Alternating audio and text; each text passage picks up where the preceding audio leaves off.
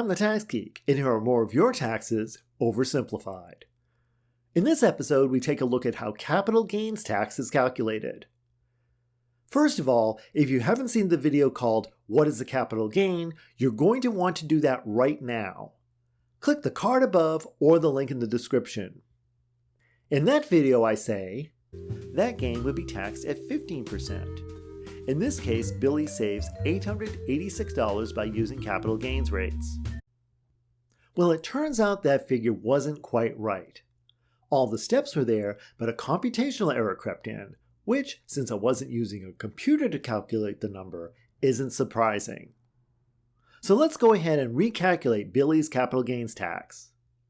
Although we're doing the computation manually, keep in mind that tax preparation software computes this number in a fraction of a second.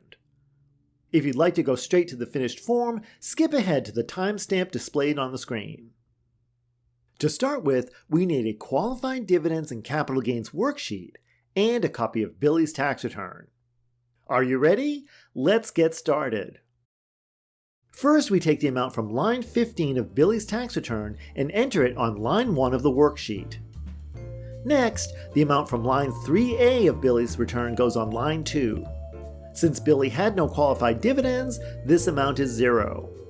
If you don't know what qualified dividends are, don't worry. They will be the subject of another video. We then take Billy's Schedule D, which reports the capital gain, and enter the smaller of line 15 or line 16. This amount is entered on line 3 of the worksheet.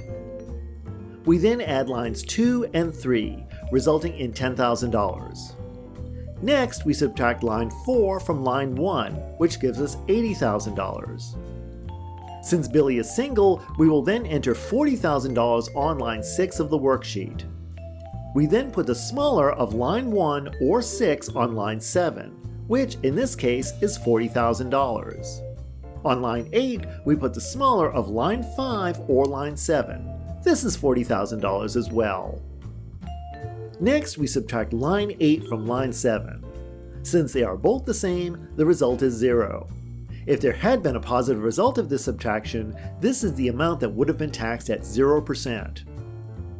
On line 10, we then enter the smaller of line 1 or line 4, which in this case is $10,000.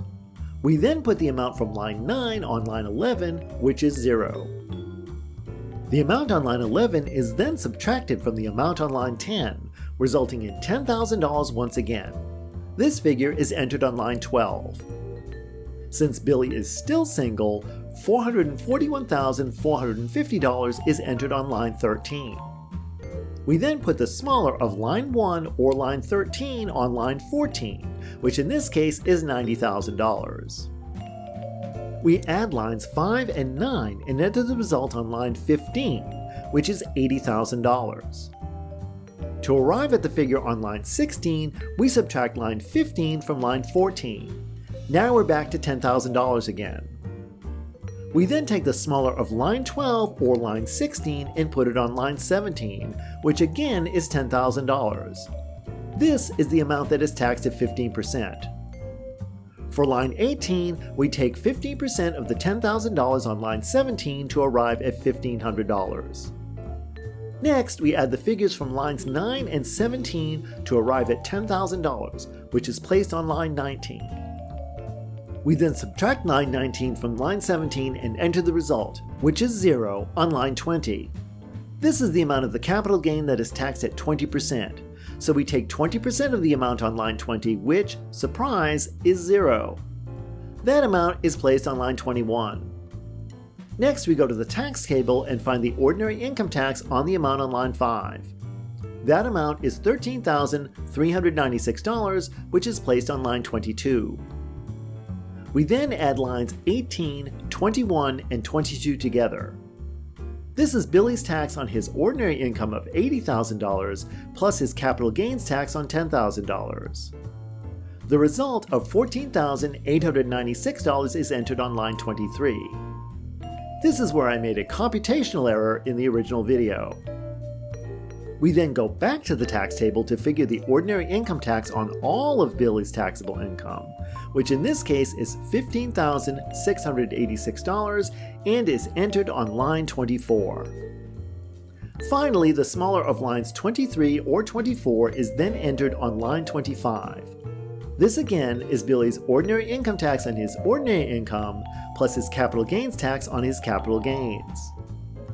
We subtract $14,896 from $15,686 to get the savings using capital gains rates of $790, not $886 as stated in the original video. So what's the moral of this story?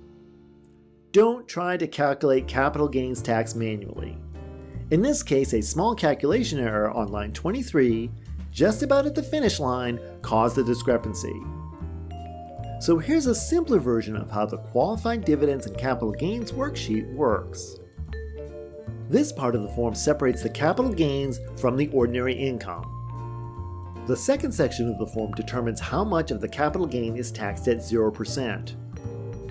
The next sections determine how much capital gain is taxed at 15% and 20%. And the last section adds the tax on the capital gains to the tax on the ordinary income and compares the result to the ordinary tax on all taxable income. The amount on line 25 of the worksheet is then entered on line 16 of Form 1040. Thanks for coming with me on this journey through the Qualified Dividends and Capital Gains worksheet.